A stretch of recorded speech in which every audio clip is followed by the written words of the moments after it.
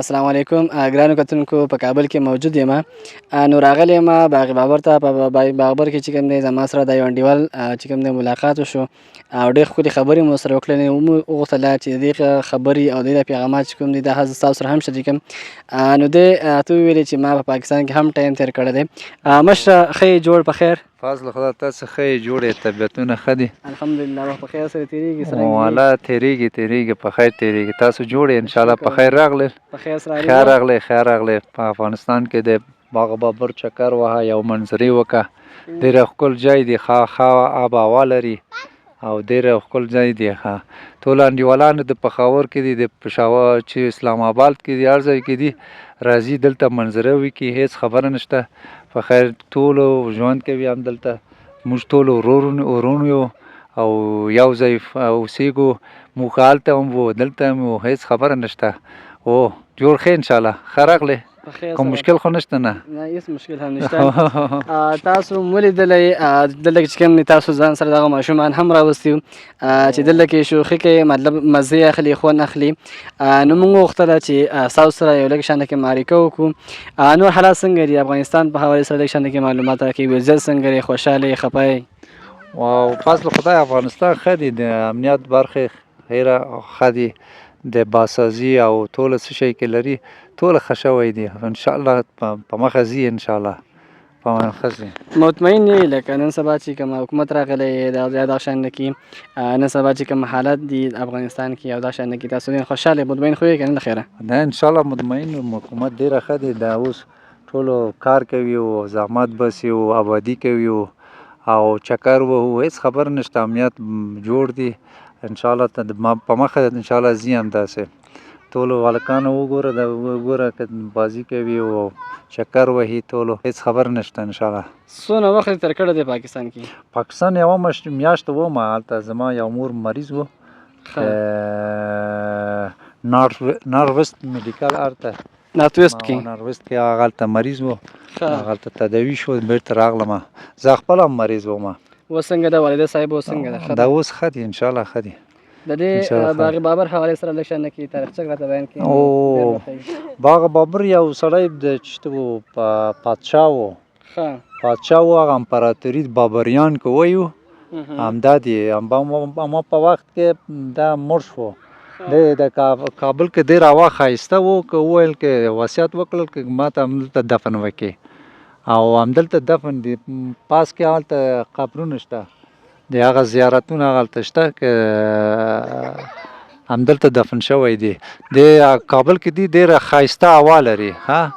دې ځای خو بالکل ښایسته هوا لري او منظرې لري او هماغه وخت کې دلته ښایسته و هغه بابر شاه په وخت کې هغه وصیت وکړه ما ته که مړ شم همدلته دفن وکړي که ډېر ښایسته ځای دی او دا خبره دی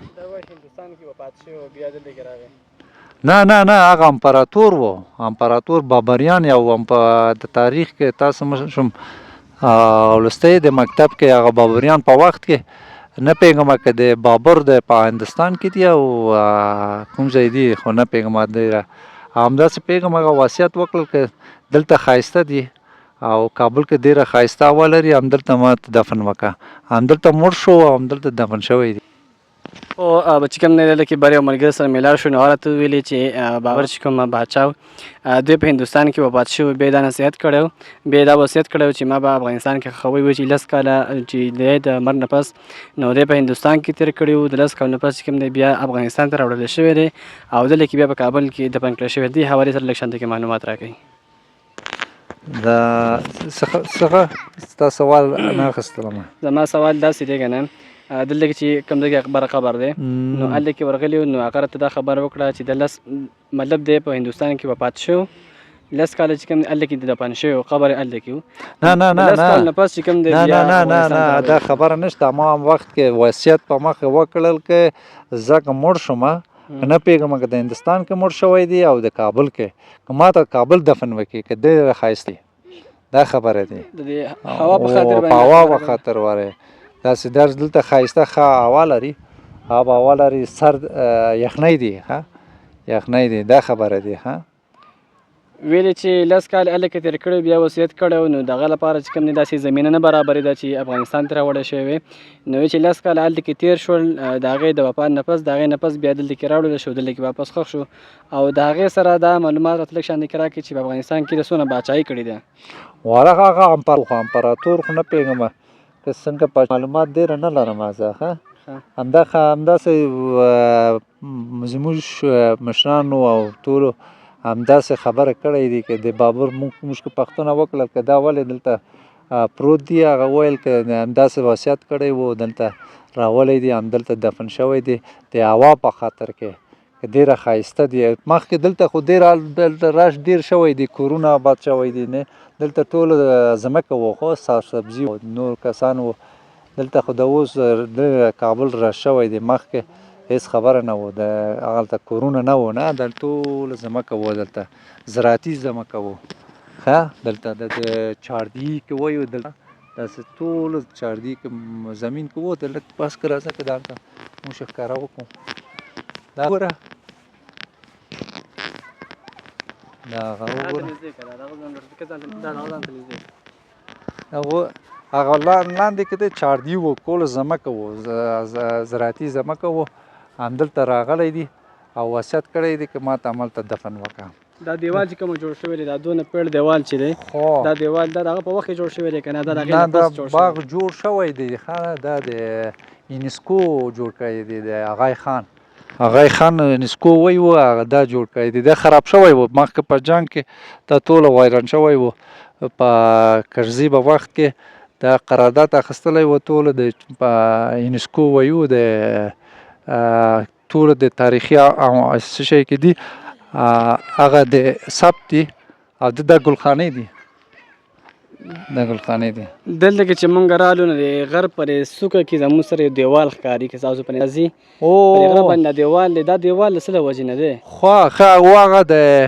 زنبورکشاه په وخت کې هغه یفتلیانو د بدخشان هغه یو هغه د پادشاه و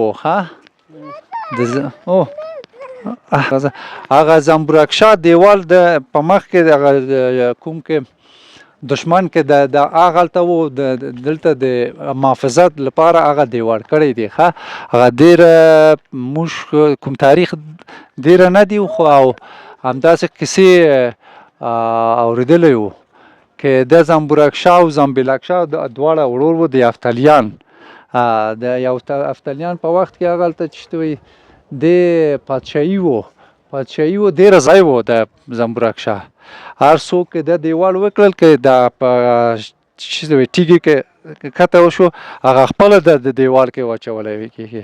یو خبره ډېره مهم دی دا دیوال دا د محافظت د دشمن لپاره و که کوم دشمن ځي هلته ښکاري او کابل همداسې دا د دیوال ډېره داسې کته شوی دی شیر دروازې کې همداسې د بالاحصار کې تللی دی ډېره ښایسته دی یو چکر ځې او وګوره همالته هو هېڅ خبره نشته داسې کته شه موږ سره ځه موږ وایو که داسې ځه هېڅ خبره نه هېڅ شی نه وایي دغه یونسکو دی د یونسکو والا شی خبره نه دی د تاریخ نه هو هېڅ خبره نشته